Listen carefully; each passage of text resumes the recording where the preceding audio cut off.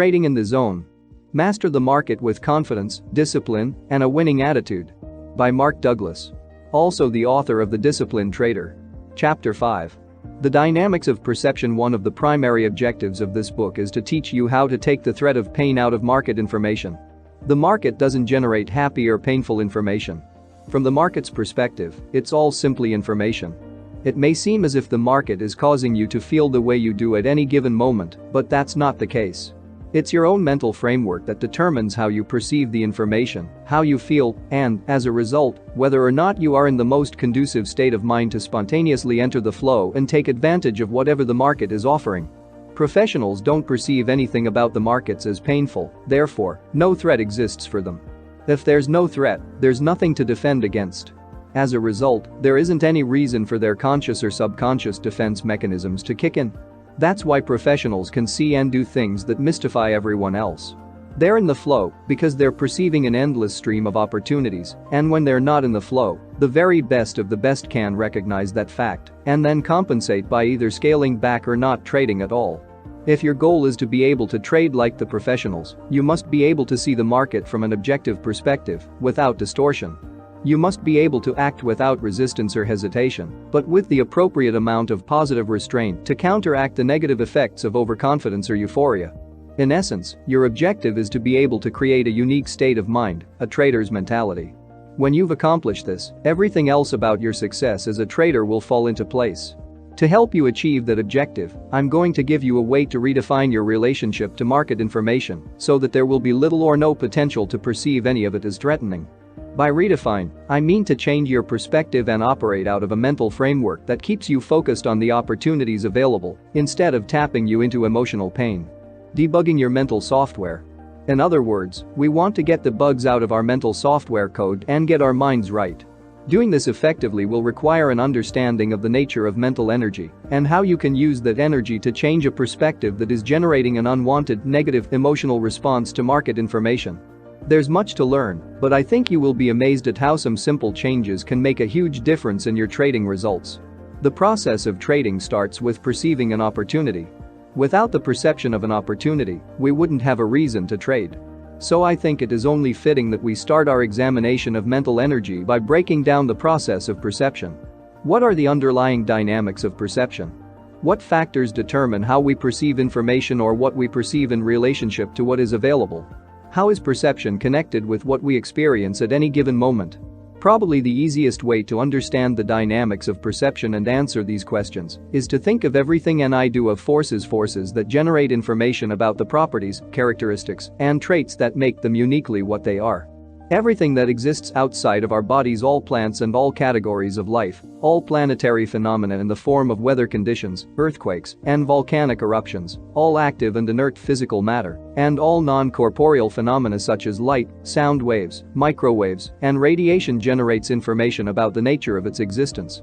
That information has the potential to act as a force on one of our 5 physical senses. Before we go any further, notice that I use the verb generate in an all-inclusive way, implying that everything is in an active state of expression, including inanimate objects. To illustrate why I do that, let's look at something as simple as a rock. It's an inanimate object, composed of unique atoms and molecules expressing themselves as a rock. I can use the active verb expressing because the atoms and molecules that make up the rock are in constant motion.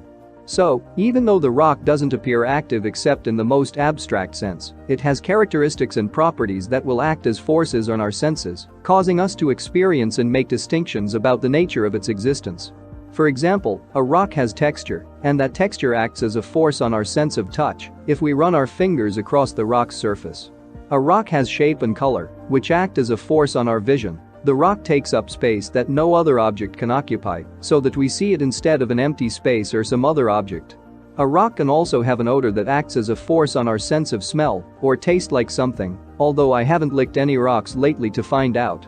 When we encounter anything in the environment that expresses its properties and characteristics, an exchange of energy takes place. Energy from the outside, in the form of whatever is expressing itself, gets transformed by our nervous system into electrical impulses and then gets stored in our inner mental environment. To be more specific, whatever we are seeing, hearing, tasting, smelling, or feeling through our senses gets transformed into electrical impulses of energy and stored in our mental environment as a memory. I think all of this is fairly self-evident to most people, but there are some profound implications here that aren't self-evident, and we typically take them completely for granted. First of all, there's a cause and effect relationship that exists between ourselves and everything else that exists in the external environment. As a result, our encounters with external forces create what I am going to call energy structures inside our minds. The memories, distinctions, and, ultimately, the beliefs we acquire throughout our lives exist in our mental environment in the form of structured energy. Structured energy is an abstract concept. You might be asking yourself, how does energy take shape or form? Before I answer this question, an even more fundamental question needs to be addressed. How do we know that memories, distinctions, and beliefs exist in the form of energy in the first place? I don't know if it's been scientifically proven or completely accepted by the scientific community, but ask yourself, in what other form could these mental components exist? Here's what we know for sure. Anything composed of atoms and molecules takes up space and, therefore, can be observed. If memories, distinctions, and beliefs existed in some physical form, then we should be able to observe them. To my knowledge, no such observations have been made. The scientific community has dissected brain tissue, both living and dead, examined it at the level of the individual atom, mapped various regions of the brain in terms of their functions, but nobody, as yet, has observed a memory, distinction, or belief in its natural form. By in its natural form, I mean that although a scientist can observe the individual brain cells that contain certain memories, he can't experience those memories firsthand. He can only experience them if the person to whom the memories belong is alive and chooses to express them in some way. If memories, distinctions, and beliefs don't exist as physical matter, then there really isn't any alternative way for them to exist, except as some form of energy. If this is in fact the case, can this energy take on a specific shape? Can it be structured in a way that reflects the external forces that caused it to come into existence? Most definitely. Is there anything in the environment that is analogous to energy having shape, thoughts, or energy? Because you think in a language, your thoughts are structured by the limitations and rules that govern the particular language in which you think. When you express those thoughts aloud, you create sound waves, which are a form of energy. The sound waves created by the interaction of your vocal cords and tongue are structured by the content of your message. Microwaves are energy. Many phone calls are relayed by microwaves, which means that the microwave energy has to be structured in a way that reflects the message it is carrying. Laser light is energy, and if you've ever witnessed a demonstration of a laser light show or laser art, what you've seen is pure energy taking a shape that reflects the creative desires of the artists. All of these are good examples of how energy can take shape, form, and structure. Of course, there are many more, but there is one more example that illustrates the point in the most graphic way. At the most fundamental level, what are dreams? I am not asking you what dreams mean or what you think their purpose is, but rather, what are they? What are their properties? If we assume that dreams take place within the confines of our skulls, then they can't be composed of atoms and molecules because there wouldn't be enough space for all of the things that exist and take place in our dreams. Dream experiences seem to have the same proportions and dimensions as the things we perceive when we are awake and experiencing life through our five senses. The only way this could be possible is if dreams were a form of structured energy, because energy can take on any size or dimension, but, in doing so, doesn't actually take up any space. Now, if it hasn't already occurred to you, there's something here that's really profound. If the memories, distinctions, and beliefs we've acquired as a result of our encounters with the external environment represent what we've learned about that environment and how it works, and if these memories, distinctions, and beliefs exist in our mental environment as energy, and if energy doesn't take up any space, then it also could be said that we have an unlimited capacity for learning. Well, not only do I think it could be said, I'm saying it. Consider the development of human consciousness and what to know to function effectively compared to just 100 years ago. There is absolutely nothing to indicate that we don't have an unlimited capacity to learn. The difference between what we are aware of now and what we can do as a result of this expanded awareness would boggle the mind of anyone living 100 years ago. Perception and learning. However, we must be careful not to equate storage capacity with learning capacity. Learning, and becoming aware of what is available to be learned, is not just a function of storage capacity. If it were, then what would stop us from knowing everything? And if we knew everything, then what would stop us from perceiving every possible characteristic, property, or trait of everything that is expressing itself in any given moment? What stops us now? These questions get to the very heart of why you have to understand that mental components like memories, distinctions, and beliefs exist as energy. Anything that is energy has the potential to act as a force expressing its form, and that is exactly what our memories, distinctions, and beliefs do. They act as a force on our senses from the inside, expressing their form and content, and, in the process of doing so, they have a profoundly limiting effect on the information we perceive in any given moment, making much of the information that is available from the environment's perspective and the possibilities inherent within that information literally invisible. I am saying here that, in any given moment, the environment is generating an enormous amount of information about its properties, characteristics, and traits. Some of that information is beyond the physiological range of our senses. For example, our eyes can't see every wavelength of light, nor can our ears hear every frequency of sound the environment produces, so there's definitely a range of information that is beyond the physiological capabilities of our senses. What about the rest of the information the environment is generating about itself? Do we see, hear, taste, smell, or feel through our senses every possible distinction, trait, and characteristic being senses? Absolutely not. The energy that's inside of us will categorically limit and block our awareness of much of this information by working through the same sensory mechanisms the external environment works through. Now, if you take a moment and think about it, some of what I just said should be self-evident. For example, there are many ways in which the external environment can express itself that we don't perceive simply because we haven't learned about them yet. This is easy to illustrate. Think back to the first time you ever looked at a price chart. What did you see? Exactly what did you perceive? With no previous exposure, I'm sure, like everyone else, you saw a bunch of lines that had no meaning. Now if you're like most traders, when you look at the price chart you see characteristics, traits, and behavior patterns that represent the collective actions of all the traders who participated in those particular trades. Initially, the chart represented undifferentiated information. Undifferentiated information usually creates a state of confusion, and that's probably what you experienced when you first encountered a chart. Gradually, however, you learn to make distinctions about that information, such as trends and trend lines, consolidations, support and resistance, retracements or significant relationships between volume and open interest and price action, just to name a few. You learned that each of these distinctions in the market's behavior represented an opportunity to fulfill some personal need, goal, or desire. Each distinction now had a meaning and some relative degree of significance or importance attached to it. Now, I want you to use your imagination and pretend that I just set before you the very first price chart you ever saw. Would there be a difference between what you see now and what you saw then? Absolutely. Instead of a bunch of undifferentiated lines, you would see everything you've learned about those lines between then and now. In other words, you would see all the distinctions you've learned to make, as well as all the opportunities those distinctions represent. Yet, everything you can see as you look at that chart now existed then, and, furthermore, was available to be perceived. What's the difference? The structured energy that's inside of you now, the knowledge you have gained, acts as a force on your eyes, causing you to recognize the various distinctions that you've learned about. Since that energy wasn't there the first time you looked at the chart, all the opportunities that you now see were there, but at the same time invisible to you. Furthermore, unless you've learned to make every possible distinction based on every possible relationship between the variables in that chart, what you haven't learned yet is still invisible. Most of us have no concept of the extent to which we are continually surrounded by the invisible opportunities inherent in the information we're exposed to. More often than not, we never learn about these opportunities, and, as a result, they remain invisible. The problem, of course, is that unless we're in a completely new or unique situation or we're operating out of an attitude of genuine openness, we won't perceive something that we haven't learned about yet.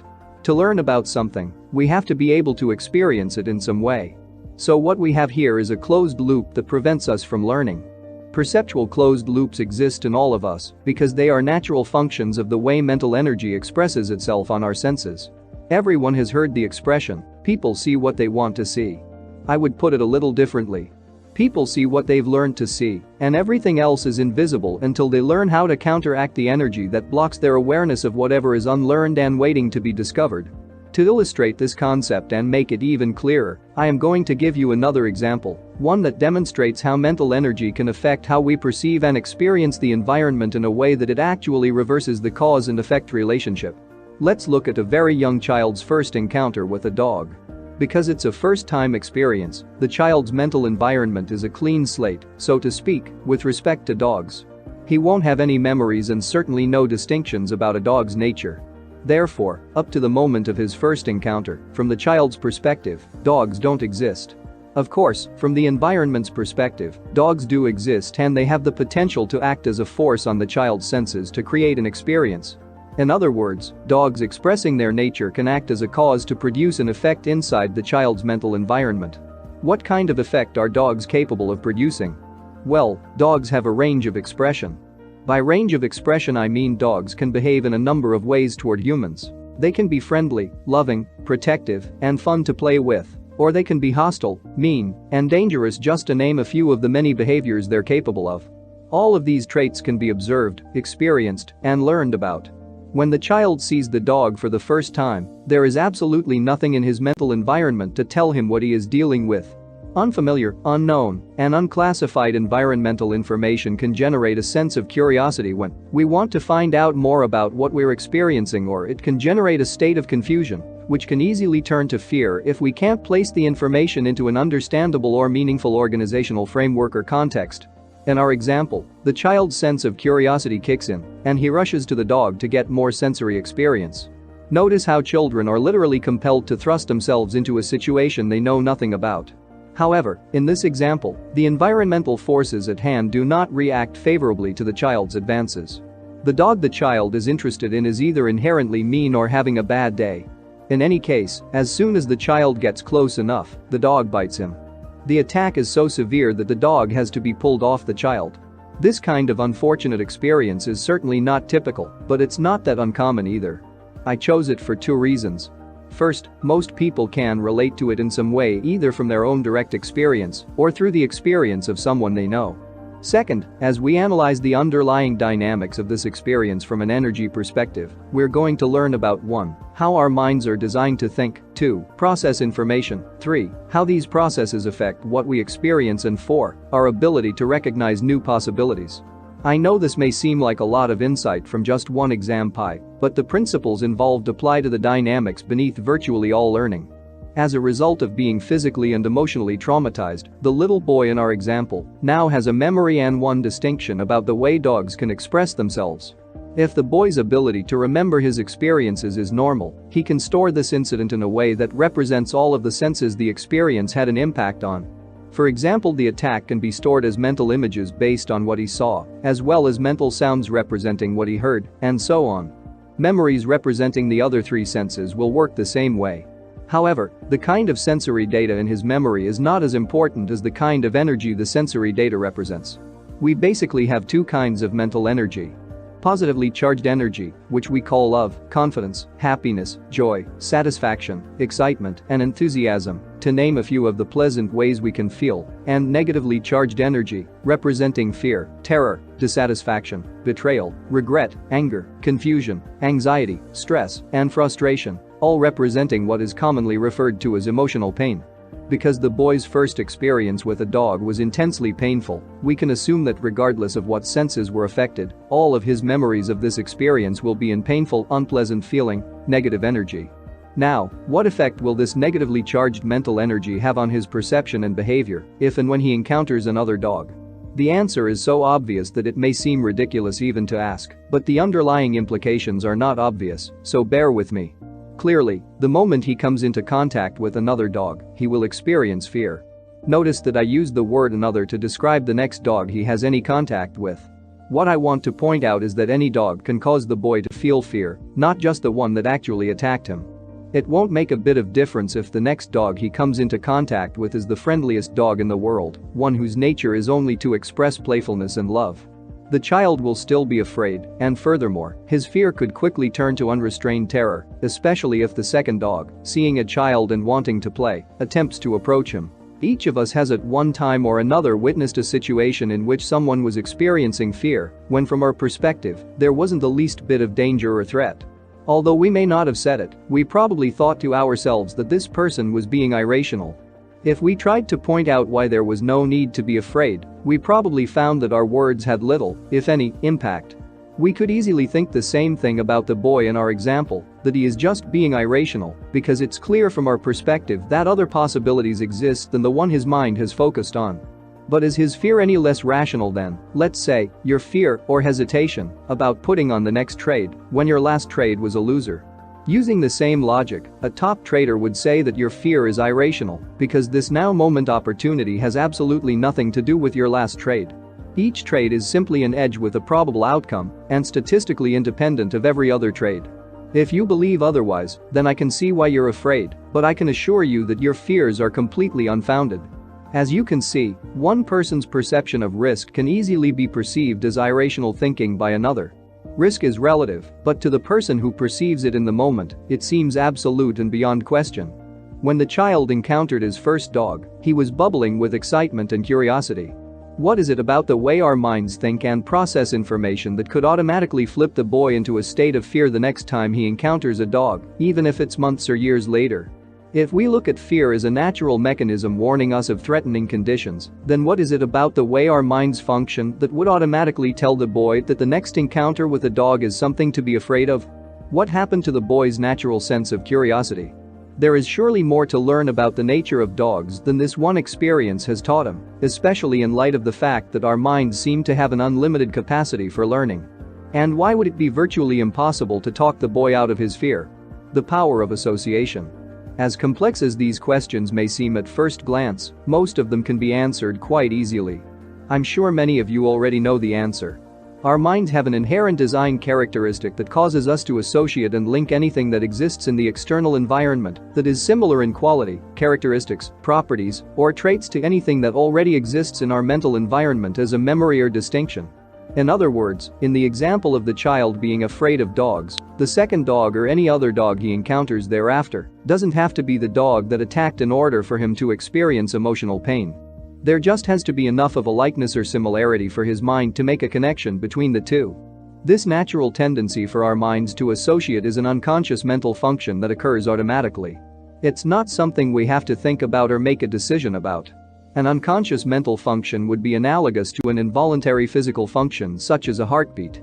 Just as we don't have to consciously think about the process of making our hearts beat, we don't have to think about linking experiences and our feelings about them. It's simply a natural function of the way our minds process information, and, like a heartbeat, it's a function that has a profound effect on the way we experience our lives. I'd like you to try and visualize the two-way flow of energy that reverses the cause and effect relationship that will make it difficult, if not impossible, for the boy to perceive any other possibilities than the one that's in his mind. To help you, I'm going to break this process down into its smallest parts and go through what happens step by step. All of this may seem a bit abstract, but understanding this process plays a big part in unlocking your potential to achieve consistent success as a big trader. First, let's get right down to the basics. There's structured energy on the outside of the boy and structured energy on the inside of the boy. The outside energy is positively charged in the form of a friendly dog that wants to express itself by playing. The inside energy is a negatively charged memory in the form of mental images and sounds that represent the boy's first experience with a dog. Both the inside and the outside energy have the potential to make themselves felt on the boy's senses and, as a result, create two different kinds of situations for him to experience.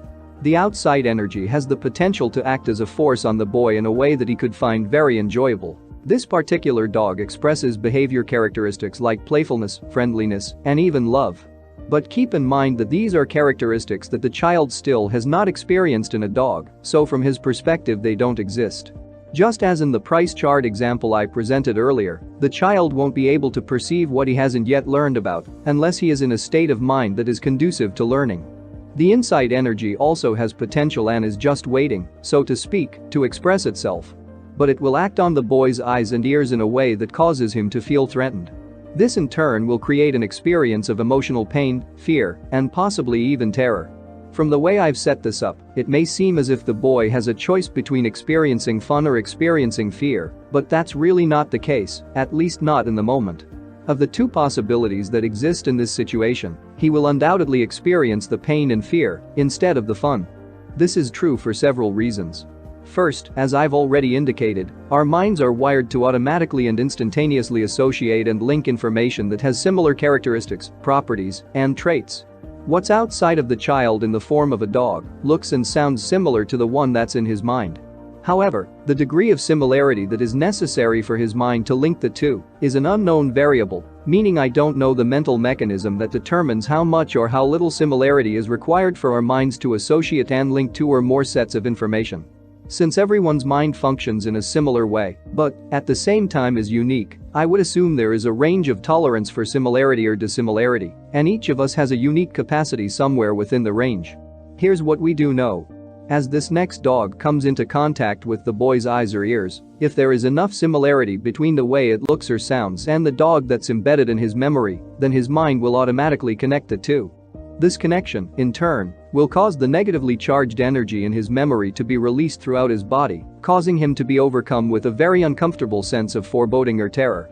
The degree of discomfort or emotional pain that he experiences will be equivalent to the degree of trauma that he suffered as a result of his first encounter with a dog. What happens next is what psychologists call a projection. I'm going to refer to it simply as another instantaneous association that makes the reality of the situation from the boy's perspective seem like the absolute, unquestionable truth. The boy's body is now filled with negatively charged energy. At the same time, he is in sensory contact with the dog. Next, his mind associates whatever sensory information his eyes or ears perceive with the painful energy he's experiencing inside himself, which makes it seem as if the source of his pain and fear is the dog he is seeing or hearing in that moment. Psychologists call the dynamics of what I just described a projection because, in a sense, the boy is projecting the pain he is experiencing in the moment onto the dog. That painful energy then gets reflected back to him so that he perceives a dog that is threatening, painful, and dangerous. This process makes the second dog identical in character, properties, and traits to the one that is in the boy's memory bank, even though the information the second dog is generating about its behavior is not identical or even similar to the behavior of the dog that actually attacked the boy. Since the two dogs, the one in the boy's mind and the one outside of the boy's mind, feel exactly the same, it's extremely unlikely the boy will be able to make any type of distinctions in the second dog's behavior that would suggest to him that it is any different than the one in his mind. So, instead of perceiving this next encounter with a dog as an opportunity to experience something new about the nature of dogs, he perceives a threatening and dangerous dog. Now, if you think about it for a moment, what is it about this process that would indicate to the boy that his experience of the situation was not the absolute, unquestionable truth? Certainly the pain and fear that he experienced in his body was the absolute truth. But what about the possibilities that he perceived? Were they true? From our perspective, they weren't. However, from the boy's perspective, how could they be anything but the true reality of the situation? What alternatives did he have? First, he can't perceive possibilities that he hasn't learned about yet. And it is extremely difficult to learn anything new if you're afraid, because, as you already well know, fear is a very debilitating form of energy. It causes us to withdraw, to get ready to protect ourselves, to run, and to narrow our focus of attention, all of which makes it very difficult, if not impossible, to open ourselves in a way that allows us to learn something new. Second, as I have already indicated, as far as Die Boy is concerned, the dog is the source of his pain, and in a sense this is true. The second dog did cause him to tap into the pain that was already in his mind, but it was not the true source of that pain. This was a positively charged dog that got connected to the boy's negatively charged energy by an automatic, involuntary mental process, functioning at speeds faster than it takes to blink an eye, a process that the boy has absolutely no awareness of. So as far as he's concerned, why would he be afraid if what he perceived about the dog wasn't the absolute truth? As you can see, it wouldn't make any difference how the dog was acting, or what someone might say to the contrary about why the boy shouldn't be afraid, because he will perceive whatever information the dog is generating about itself, regardless of how positive, from a negative perspective. He will not have the slightest notion that his experience of pain, fear, and terror was completely self-generated. Now, if it's possible for the boy to self-generate his own pain and terror and, at the same time, be firmly convinced that his negative experience was coming from the environment, is it also possible for traders to self-generate their own experiences of fear and emotional pain as they interact with market information and be thoroughly convinced that their pain and fear was completely justified by the circumstances? The underlying psychological dynamics work in exactly the same way. One of your basic objectives as a trader is to perceive the opportunities available, not the threat of pain. To learn how to stay focused on the opportunities, you need to know and understand in no uncertain terms the source of the threat. It's not the market. The market generates information about its potential to move from a neutral perspective. At the same time, it provides you, the observer, with an unending stream of opportunities to do something on your own behalf. If what you perceive at any given moment causes you to feel fear, ask yourself this question. Is the information inherently threatening, or are you simply experiencing the effect of your own state of mind reflected back to you, as in the above illustration? I know this is a difficult concept to accept, so I'll give you another example to illustrate the point. Let's set up a scenario where your last 2 or 3 trades were losers. You are watching the market, and the variables you use to indicate that an opportunity exists are now present. Instead of immediately executing the trade, you hesitate. The trade feels very risky, so risky, in fact, that you start questioning whether this is really a signal. As a result, you start gathering information to support why this trade probably won't work.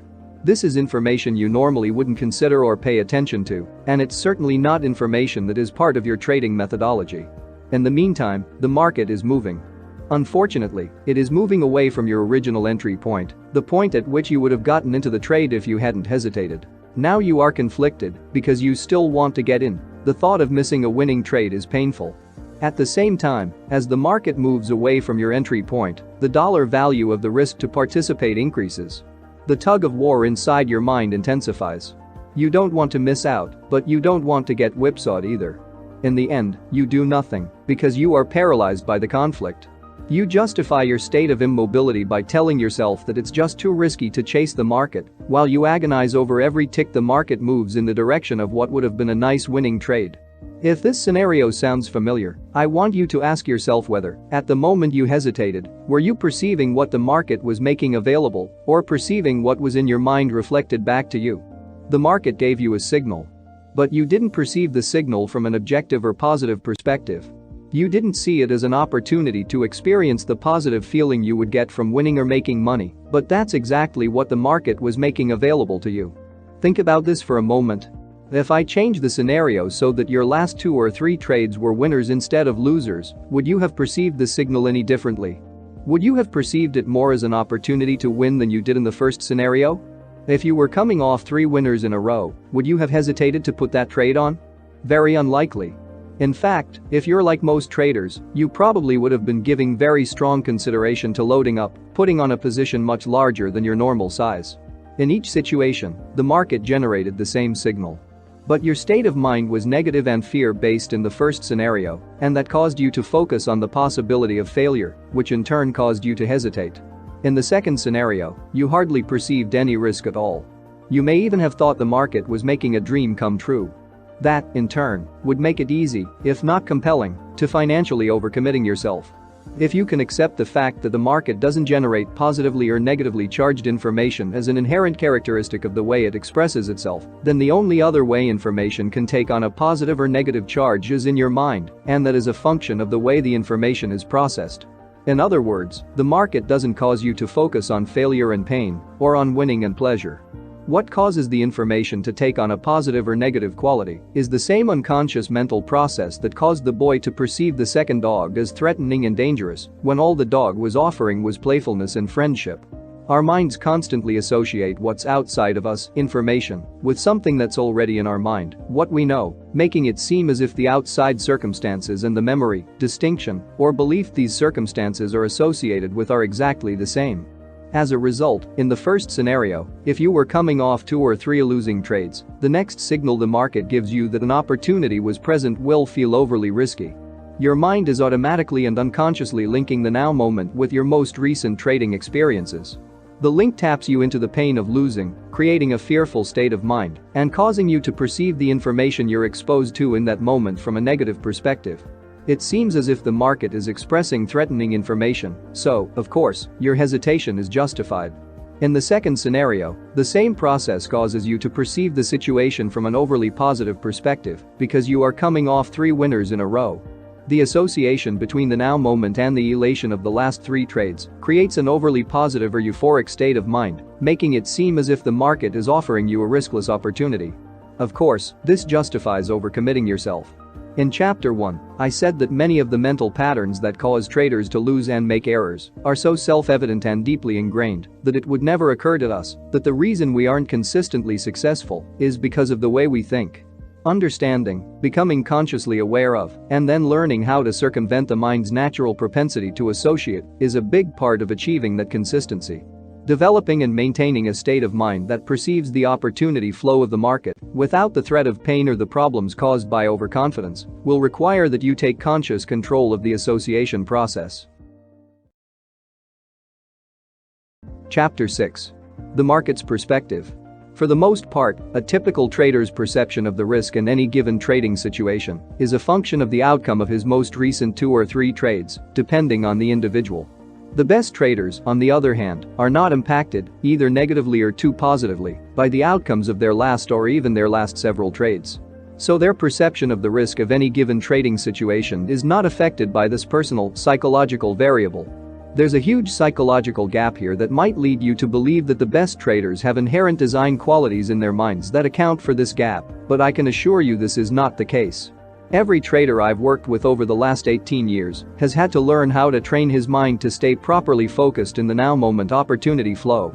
This is a universal problem and has to do both with the way our minds are wired and our common social upbringing, meaning, this particular trading problem is not person-specific. There are other factors relating to self-esteem that may also act as obstacles to your consistent success, but what we are going to discuss now is the most important and fundamental building block to your success as a trader. The uncertainty principle. If there is such a thing as a secret to the nature of trading, this is it. At the very core of one's ability 1. To trade without fear or overconfidence, 2. Perceive what the market is offering from its perspective, 3. Stay completely focused in the now moment, opportunity flow, and 4. Spontaneously enter the zone. It is a strong, virtually unshakable belief in an uncertain outcome with an edge in your favor. The best traders have evolved to the point where they believe, without a shred of doubt or internal conflict, that anything can happen. They don't just suspect that anything can happen or give lip service to the idea. Their belief in uncertainty is so powerful that it actually prevents their minds from associating the now moment situation and circumstance with the outcomes of their most recent trades. By preventing this association, they are able to keep their minds free of unrealistic and rigid expectations about how the market will express itself. Instead of generating the kind of unrealistic expectations that more often than not result in both emotional and financial pain, they have learned to make themselves available to take advantage of whatever opportunities the market may offer in any given moment. Making yourself available is a perspective from which you understand that the framework from which you are perceiving information is limited relative to what's being offered. Our minds don't automatically perceive every opportunity that presents itself in any given moment. The boy and the dog illustration from Chapter 5 is a perfect example of how our own personal versions of the truth are reflected back to us. This same land of perceptual blindness happens all the time in trading. We can't perceive the potential for the market to continue to move in a direction that is already against our position if, for example, we are operating out of a fear of being wrong. The fear of admitting we are wrong causes us to place an inordinate amount of significance on information that tells us that we're right. This happens even if there's ample information to indicate that the market has in fact established a trend in the opposite direction of our position. A trending market is a distinction about the market's behavior we can ordinarily perceive, but this distinction can easily become invisible if we are operating out of fear. The trend and the opportunity to trade in the direction of that trend don't become visible until we are out of the trade. In addition, there are opportunities that are invisible to us because we haven't learned to make the distinctions that would allow us to perceive them. Recall our discussion in Chapter 5 of the first price chart you ever looked at. What we haven't learned yet is invisible to us and remains invisible until our minds are open to an exchange of energy. A perspective from which you make yourself available takes into consideration both the known and the unknown. For example, you've built a mental framework that allows you to recognize a set of variables in the market's behavior that indicates when an opportunity to buy or sell is present. This is your edge and something you know. However, what you don't know is exactly how the pattern your variables identify will unfold. With the perspective of making yourself available, you know that your edge places the odds of success in your favor, but, at the same time, you completely accept the fact that you don't know the outcome of any particular trade. By making yourself available, you consciously open yourself up to find out what will happen next, instead of giving way to an automatic mental process that causes you to think you already know. Adopting this perspective leaves your mind free of internal resistance that can prevent you from perceiving whatever opportunity the market is making available from its perspective, its truth. Your mind is open for an exchange of energy. Not only can you learn something about the market that you previously didn't know, but you also set up the mental condition most conducive to entering the zone. The essence of what it means to be in the zone is that your mind and the market are in sync. As a result, you sense what the market is about to do as if there is no separation between yourself and the collective consciousness of everyone else participating in the market. The zone is a mental space where you are doing more than just reading the collective mind, you are also in complete harmony with it. If this sounds a bit strange to you, ask yourself how it is that a flock of birds or a school of fish can change direction simultaneously. There must be a way in which they are linked to one another. If it is possible for people to become linked in the same way, then there will be times when information from those with whom we are linked can and will bleed through to our consciousness. Traders who have experienced being tapped into the collective consciousness of the market can anticipate a change in direction, just as a bird in the middle of a flock or a fish in the middle of a school will turn at the precise moment that all of the others turn. However, setting up the kind of mental conditions most conducive to experiencing this seemingly magical synchronicity between you and the market is no easy task. There are two mental hurdles to overcome. The first is the focus of this chapter. Learning how to keep your mind focused in the now moment opportunity flow. In order to experience synchronicity, your mind has to be open to the market's truth from its perspective. The second hurdle has to do with the division of labor between the two halves of our brain. The left side of our brain specializes in rational thought based on what we already know. The right side specializes in creative thought. It is capable of tapping into an inspiration, an intuition, a hunch, or a sense of knowing that usually can't be explained at a rational level. It can't be explained because if the information is really creative in nature, then it is something that we wouldn't know at a rational level. By definition, true creativity brings forth something that didn't previously exist. There's an inherent conflict between these two modes of thought that the rational, logical part will almost always win unless we take specific steps to train our minds to accept and trust creative information. Without that training, we will usually find it very difficult to act on our hunches, intuitive impulses, inspirations, or sense of knowing. Acting appropriately on anything requires belief and clarity of intent, which keeps our minds and senses focused on the purpose at hand. If the source of our actions is creative in nature, and our rational mind hasn't been properly trained to trust this source, then at some point in the process of acting on this information, our rational brain will flood our consciousness with conflicting and competing thoughts. Of course, all of these thoughts will be sound and reasonable in nature because they will be coming from what we already know at a rational level, but they will have the effect of flipping us out of the zone or any other creative state of mind. There are few things in life more frustrating than recognizing the possibilities evident from a hunch, intuition, or an inspired idea and not taking advantage of that potential because we talked ourselves out of it. I realize that what I've just said is still much too abstract to implement on a practical basis. So, I'm going to take you step by step through what it means to be completely focused in the now moment opportunity flow. My objective is that by the time you've read this chapter and chapter 7, you will understand without a shred of doubt why your ultimate success as a trader cannot be realized until you develop a resolute, unshakable belief in uncertainty. The first step on the road toward getting your mind and the market in sync is to understand and completely accept the psychological realities of trading. This step is where most of the frustrations, disappointments, and mysteriousness associated with trading begin. Very few people who decide to trade ever take the time or expend the effort to think about what it means to be a trader.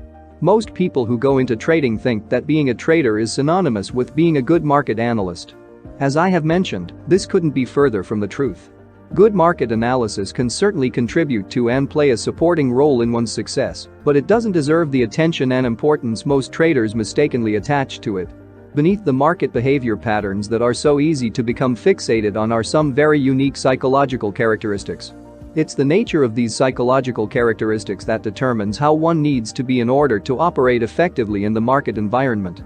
Operating effectively in an environment that has qualities, traits, or characteristics that are different from what we're used to requires making some adjustments or changes in the way we normally think about things. For example, if you were to travel to an exotic place with certain objectives or goals to accomplish, the first thing you would do is familiarize yourself with the local traditions and customs. By doing so, you would learn about the various ways in which you would have to adapt in order to function successfully in that environment. Traders frequently ignore the fact that they may have to adapt in order to become consistently successful traders. There are two reasons for this. The first is that you need absolutely no skill of any kind to put on a winning trade. For most traders, it usually takes years of pain and suffering before they figure out or finally admit to themselves that there's more to being consistent than the ability to pick an occasional winner. The second reason is that you don't have to travel anywhere to trade. All you need is access to a phone. You don't even have to roll out of bed in the morning. Even traders who normally trade from an office don't have to be in the office to put on or take off their trades. Because we can access and interact with the market from personal environments that we are intimately familiar with, it seems as if trading won't require any special adaptations in the way we think. To some degree, you are probably already aware of many of the fundamental truths, psychological characteristics, about the nature of trading. But having an awareness or an understanding of some principle, insight, or concept doesn't necessarily equate to acceptance and belief. When something has been truly accepted, it isn't in conflict with any other component of our mental environment. When we believe in something, we operate out of that belief as a natural function of who we are, without struggle or extra effort. To whatever degree there is a conflict with any other component of our mental environment, to the same degree there is a lack of acceptance. It isn't difficult, therefore, to understand why so few people make it as traders. They simply don't do the mental work necessary to reconcile the many conflicts that exist between what they've already learned and believe, and how that learning contradicts and acts as a source of resistance to implementing the various principles of successful trading. Getting into and taking advantage of the kind of free-flowing states of mind that are ideal for trading requires that those conflicts be thoroughly resolved. Market's most fundamental characteristic. It can express itself in an almost infinite combination of ways. The market can do virtually anything at any time. This seems obvious enough, especially for anybody who has experienced a market that has displayed erratic and volatile price swings. The problem is that all of us have the tendency to take this characteristic for granted in ways that cause us to make the most fundamental trading errors over and over again. The fact is that if traders really believed that anything could happen at any time, there would be considerably fewer losers and more consistent winners. How do we know that virtually anything can happen? This fact is easy to establish. All we have to do is dissect a market into its component parts and look at how the parts operate. The most fundamental component of any market is its traders. Individual traders act as a force on prices, making them move by either bidding a price up or offering it lower. Why do traders bid a price up or offer it lower? To answer this question, we have to establish the reasons why people trade. There are many reasons and purposes behind a person's motivation to trade in any given market. However, for the purposes of this illustration, we don't have to know all the underlying reasons that compel any individual trader to act, because ultimately they all boil down to one reason and one purpose: to make money. We know this because there are only two things a trader can do: buy and sell, and there are only two possible outcomes for every trade: profit or loss. Therefore, I think we can safely assume that regardless of one's reasons for trading, the bottom line is that everyone is looking for the same outcome: profits. And there are only two ways to create those profits: either buy low and sell high, or sell high and buy low. If we assume that everyone wants to make money, then there's only one reason why any trader would bid a price up to the next highest level: because he believes he can sell whatever he's buying at a higher price at some point in the future. The same is true for the trader who's willing to sell something at a price that is less than the last posted price, offer a market lower. He does it because he believes he can buy back whatever he's selling at a lower price at some point in the future. If we look at the market's behavior as a function of price movement, and if price movement is a function of traders who are willing to bid prices up or offer them lower, then we can say that all price movement, market behavior, is a function of what traders believe about the future. To be more specific, all price movement is a function of what individual traders believe about what is high and what is low. The underlying dynamics of market behavior are quite simple. Only three primary forces exist in any market: traders who believe the price is low, traders who believe the price is high, and traders who are watching and waiting to make up their minds about whether the price is low or high. Technically, the third group constitutes a potential force. The reasons that support any given trader's belief that something is high or low are usually irrelevant, because most people who trade act in an undisciplined, unorganized, haphazard, and random manner. So, their reasons wouldn't necessarily help anyone gain a better understanding of what is going on. But understanding what's going on isn't that difficult if you remember that all price movement or lack of movement is a function of the relative balance or imbalance between two primary forces: traders who believe the price is going up and traders who believe the price is going down. If there's balance between the two groups, prices will stagnate because each side will absorb the force of the other side's actions. If there is an imbalance, prices will move in the direction of the greater force, or the traders who have the stronger convictions in their beliefs about in what direction the price is going. Now, I want you to ask yourself, what's going to stop virtually anything from happening at any time, other than exchange-imposed limits on price movement? There's nothing to stop the price of an issue from going as high or low as whatever some trader in the world believes is possible if, of course, the trader is willing to act on that belief. So the range of the market's behavior in its collective form is limited only by the most extreme beliefs about what is high and what is low held by any given individual participating in that market. I think the implications are self-evident. There can be an extreme diversity of beliefs present in any given market in any given moment, making virtually anything possible. When we look at the market from this perspective, it's easy to see that every potential trader who is willing to express his belief about the future becomes a market variable. On a more personal level, this means that it only takes one other trader, anywhere in the world, to negate the positive potential of your trade. Put another way, it takes only one other trader to negate what you believe about what is high or what is low. That's all, only one. Here's an example to illustrate this point. Several years ago, a trader came to me for help. He was an excellent market analyst. In fact, he was one of the best I've ever met. But after years of frustration during which he lost all his money and a lot of other people's money, he was finally ready to admit that, as a trader, he left a lot to be desired. After talking to him for a while, I determined that a number of serious psychological obstacles were preventing him from being successful. One of the most troublesome obstacles was that he was a know-it-all and extremely arrogant, making it impossible for him to achieve the degree of mental flexibility required to trade effectively. It didn't matter how good an analyst he was. When he came to me, he was so desperate for money and help that he was willing to consider anything.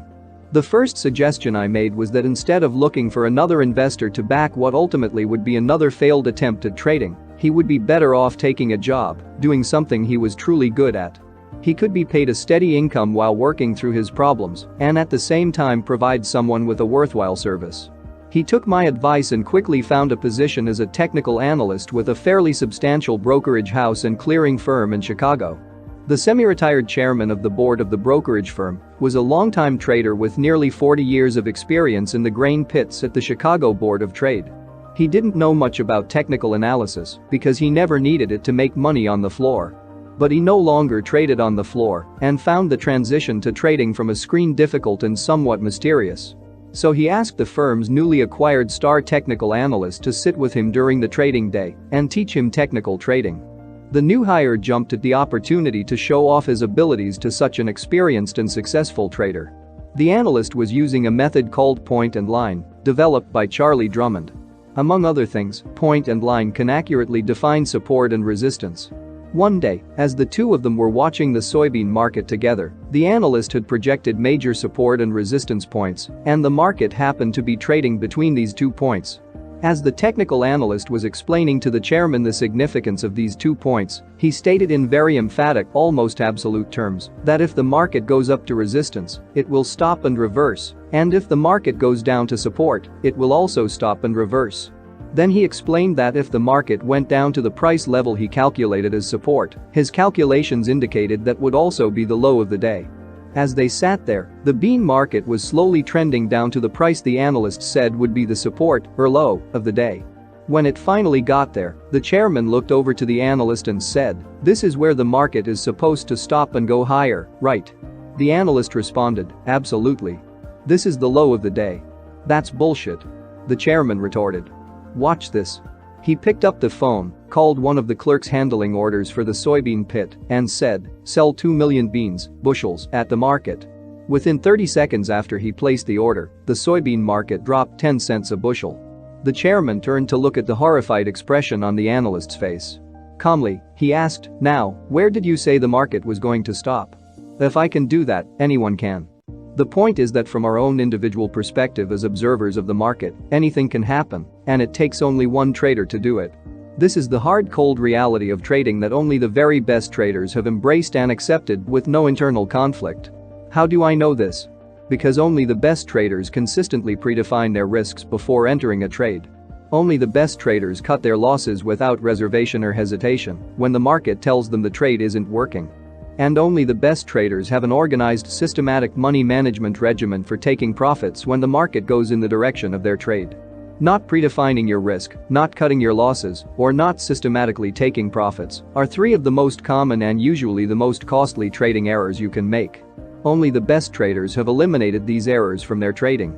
At some point in their careers, they learn to believe without a shred of doubt that anything can happen and to always account for what they don't know, for the unexpected. Remember that there are only two forces that cause prices to move: traders who believe the markets are going up and traders who believe the markets are going down.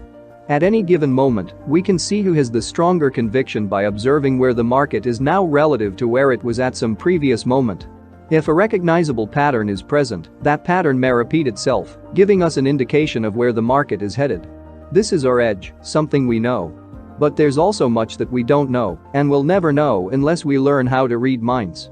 For instance, do we know how many traders may be sitting on the sidelines and about to enter the market? Do we know how many of them want to buy and how many want to sell, or how many shares they are willing to buy or sell? What about the traders whose participation is already reflected in the current price? At any given moment, how many of them are about to change their minds and exit their positions? If they do, how long will they stay out of the market? And if and when they do come back into the market, in what direction will they cast their votes? These are the constant, never-ending, unknown, hidden variables that are always operating in every market always. The best traders don't try to hide from these unknown variables by pretending they don't exist, nor do they try to intellectualize or rationalize them away through market analysis. Quite the contrary, the best traders take these variables into account, factoring them into every component of their trading regimes. For the typical trader, just the opposite is true. He trades from the perspective that what he can't see, hear, or feel must not exist. What other explanation could account for his behavior? If he really believed in the existence of all the hidden variables that have the potential to act on prices in any given moment, then he would also have to believe that every trade has an uncertain outcome. And if every trade truly has an uncertain outcome, then how could he ever justify or talk himself into not predefining his risk, cutting his losses, or having some systematic way to take profits? Given the circumstances, not adhering to these three fundamental principles is the equivalent of committing financial and emotional suicide. Since most traders don't adhere to these principles, are we to assume that their true underlying motivation for trading is to destroy themselves? It's certainly possible, but I think the percentage of traders who either consciously or subconsciously want to rid themselves of their money or hurt themselves in some way is extremely small. So, if financial suicide is not the predominant reason, then what could keep someone from doing something that would otherwise make absolute perfect sense? The answer is quite simple. The typical trader doesn't predefine his risk, cut his losses, or systematically take profits because the typical trader doesn't believe it's necessary. The only reason why he would believe it isn't necessary is that he believes he already knows what's going to happen next, based on what he perceives is happening in any given now moment. If he already knows, then there's really no reason to adhere to these principles. Believing, assuming, or thinking that he knows will be the cause of virtually every trading error he has the potential to make, with the exception of those errors that are the result of not believing that he deserves the money. Our beliefs about what is true and real are very powerful inner forces. They control every aspect of how we interact with the markets, from our perceptions, interpretations, decisions, actions, and expectations, to our feelings about the results. It's extremely difficult to act in a way that contradicts what we believe to be true. In some cases, depending on the strength of the belief, it can be next to impossible to do anything that violates the integrity of a belief. What the typical trader doesn't realize is that he needs an inner mechanism, in the form of some powerful beliefs, that virtually compels him to perceive the market from a perspective that is always expanding with greater and greater degrees of clarity, and also compels him always act appropriately, given the psychological conditions and the nature of price movement. The most effective and functional trading belief that he can acquire is anything can happen. Aside from the fact that it is the truth, it will act as a solid foundation for building every other belief and attitude that he needs to be a successful trader.